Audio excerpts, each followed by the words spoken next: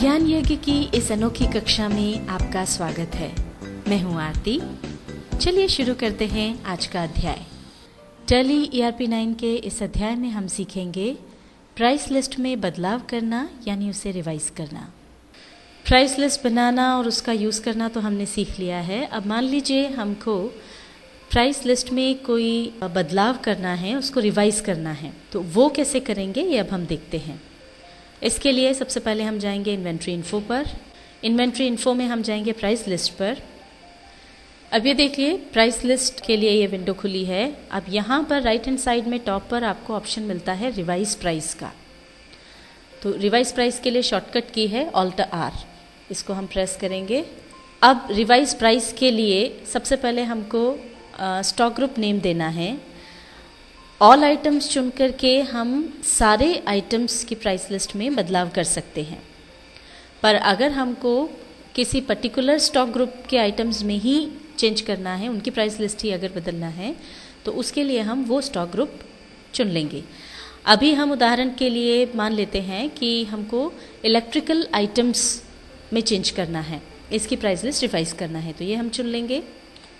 अब किस price level के लिए प्राइस लिस्ट बदलनी है, मान लीजिए रिटेलर्स की प्राइस लिस्ट में ही बदलाव करना है, तो रिटेलर्स यहाँ पर हम रहने देंगे, एंटर प्रेस कर देंगे। और एप्लीकेबल फ्रॉम, ये जो नई रिवाइज्ड प्राइस लिस्ट हम कब से अप्लाई करना चाहते हैं वो डेट यहाँ पर डाल दें। मान लीजिए हम मई महीने से इसको चेंज करना चाहते हैं, तो यहाँ पर हम 1 मई डाल देंगे, एंटर प्रेस करेंगे। अब यहाँ पर अगला ऑप्शन है रिवाइज प्राइस का। अब टाइप ऑफ रिवाइज प्राइस में ये हमारे पास अलग अलग ऑप्शंस हैं। पहली चीज़ तो ये कि आप जो प्राइस है वो परसेंटेज वाइज बढ़ाना घटाना चाहते हैं या अमाउंट वाइज बढ़ाना या घटाना चाहते हैं, उसके लिए यहाँ पर ऑप्शंस हैं। मान लीजिए हम हर आइटम में 50 रुपये कम करना चाहते हैं, तो हम चुनेंगे डिक्रीज बाय अमाउंट। यहाँ पर एक और बात ध्यान रखें कि ये जो अगर हम 50 रुपये कम कर रहे हैं, तो इलेक्ट्रिक आइटम्स जितने भी हैं, मतलब जो भी स्टॉक ग्रुप हमने चुना है उसके अंतर्गत जो भी आइटम्स आ रहे हैं उन सब में एक जैसा वो लागू होगा, सभी में 50 रुपये कम हो जाएंगे। तो हम चुनेंगे डिक्रीज बाय अमाउंट। और अब 50 रुपये हम कम कर रहे हैं, तो यहाँ पर ये अमाउंट डाल देंगे 50 रुपीज़, एंटर प्रेस करेंगे। अब ये अगला ऑप्शन है रिवाइज डिस्काउंट। अगर आप डिस्काउंट रिवाइज करना चाहते हैं तो उसको परसेंटेज में आप बढ़ाना चाहते हैं या घटाना चाहते हैं, उसके लिए हमारे पास ऑप्शंस हैं। अब यहाँ पर हमने पहले भी रिटेलर्स को कोई डिस्काउंट नहीं दिया था और अभी भी हम कोई डिस्काउंट नहीं देना चाहते हैं, इसलिए हम यहाँ चुन लेंगे नॉट एप्लीकेबल, एंटर प्रेस करेंगे। अब ये रिवाइज प्राइस लिस्ट हमारी बन गई है, अपडेट हो गई है। अब इसको देखने के लिए हम कोई भी की प्रेस कर देंगे। ये देखिए रिवाइज प्राइस लिस्ट यहाँ पर आ गई। अब यहाँ पर आप देख सकते हैं कि अप्रैल में जो प्राइस लिस्ट थी वो यहाँ पर आपको नज़र आ रही है, और 50 रुपये कम करके हमने जो रिवाइज्ड प्राइस लिस्ट तैयार की है मई के लिए, वो आपको यहाँ पर नज़र आ रही है। अब जिस तरह से हमने रिटेलर्स के लिए प्राइस लिस्ट रिवाइज की, उसी तरह से मान लीजिए हम होलसेलर्स के लिए भी प्राइस लिस्ट रिवाइज करना चाहते हैं, तो पहले तो हम स्केप की दबाते हुए यहाँ से बाहर निकल जाएंगे। अब ये देखिए वापस हम प्राइस लिस्ट वाली विंडो पर आ गए हैं और यहाँ पर हमारे पास ऑप्शन है रिवाइज प्राइस का। रिवाइज प्राइस पर हम जाएंगे। अब यहाँ पर मान लीजिए हम होलसेलर्स के लिए जो प्राइस लिस्ट रिवाइज करना चाहते हैं वो हम सभी आइटम्स में चेंज करना चाहते हैं, इसलिए यहाँ पर स्टॉक ग्रुप नेम में यहाँ हम चुन लेंगे ऑल आइटम्स। प्राइस लेवल अब हमको चाहिए होलसेलर्स, होलसेलर्स चुनकर एंटर प्रेस कर देंगे। ये प्राइस लिस्ट भी हम मई में अप्लाई करना चाहते हैं। अब रिवाइज प्राइस में मान लीजिए हम सभी आइटम्स में %.5 प्राइस जो है वो कम करना चाह रहे हैं, तो इसके लिए अब हम चुनेंगे डिक्रीज बाय परसेंटेज। अब परसेंट में यहाँ पर हम 0.5% ले लेंगे, एंटर प्रेस करके आगे आएंगे। अब रिवाइज डिस्काउंट में जो हमने डिस्काउंट दिया हुआ है होलसेलर्स को, उसको हम %.5% बढ़ाना चाहते हैं, तो यहाँ पर हम ऑप्शन चूज करेंगे इंक्रीज बाय परसेंटेज। परसेंट में हम 0.5% ले लेंगे, एंटर प्रेस करेंगे। ये हमारी प्राइस लिस्ट रिवाइज हो गई है। अब कोई सी भी की दबा करके हम उसे देख सकते हैं। अब यहाँ पर ये देखिए सारे आइटम्स, एक तो यहाँ पर जो हैं, क्योंकि ऑल आइटम्स लिया था इसलिए सारे आइटम्स में चेंज हो गया है। अप्रैल में जो हमारी प्राइस लिस्ट थी वो आपको यहाँ पर नज़र आ रही है, और जो प्राइस लिस्ट अब मई में रिवाइज्ड वाली है वो आप यहाँ देख सकते हैं। रेट में हमने 0.5% कम किया है रेट को, तो वो आप देख सकते हैं। पहले 850 रुपये था, वो अब कम होकर के 845 रुपये 75 पैसे हो गया है।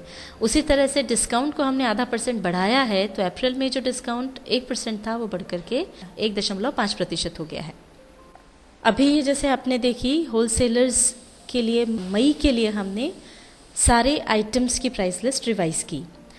अब मान लीजिए 15 मई से हम केवल किसी एक आइटम की प्राइस लिस्ट रिवाइज करना चाहते हैं, तो वो कैसे करेंगे ये देखते हैं। यहाँ से हम बाहर आए।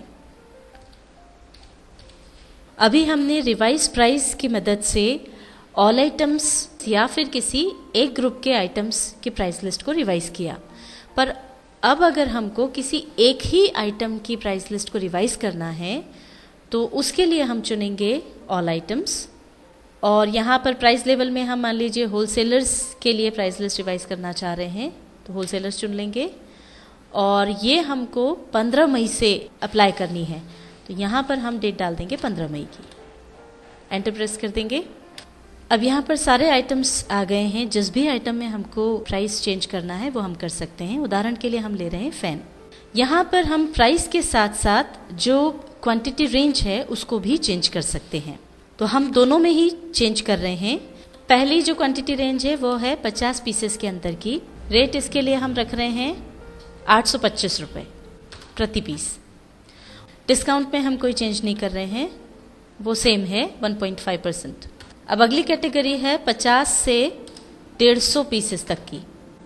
इसमें हम रेट रख रहे हैं 800 रुपये प्रति पीस और डिस्काउंट 2% ही हम रहने देंगे। अगली कैटेगरी 150 पीसेस से ऊपर की है, जिसमें हम रेट रख रहे हैं 750 रुपये। डिस्काउंट वही है। अब जैसा कि यहाँ पर आप देख सकते हैं कि 1 मई से जो रिवाइज प्राइस लिस्ट थी उसके रेट्स में और अभी के रेट्स में तो अंतर है ही, साथ ही जो यहाँ पर आप नहीं देख पा रहे हैं, हमने जो क्वांटिटी रेंज थी उसमें भी परिवर्तन कर दिया है। पहले जो क्वांटिटी रेंज थी वो थी 0 से 40 पीसेस, उसको हमने बढ़ाकर 50 कर दिया है। फिर थी 40 से 100, जिसको बढ़ाकर हमने 50 से 150 कर दिया है। और फिर थी 100 से ऊपर, इसको बढ़ाकर हमने 150 से ऊपर कर दिया है। और अब 15 मई के बाद अगर हम बिल बनाएंगे तो फैन के लिए अगर हम बिल बनाएंगे, मान लीजिए फैंस हमने बेचे हैं, तो जो बिल बनेगा वो इस प्राइस लिस्ट से बनेगा। पर अगर कोई और आइटम है तो मई में जो रिवाइज प्राइस लिस्ट थी उसी से बनेगा, क्योंकि हमने इसके लिए रेट्स में कोई परिवर्तन नहीं किया है।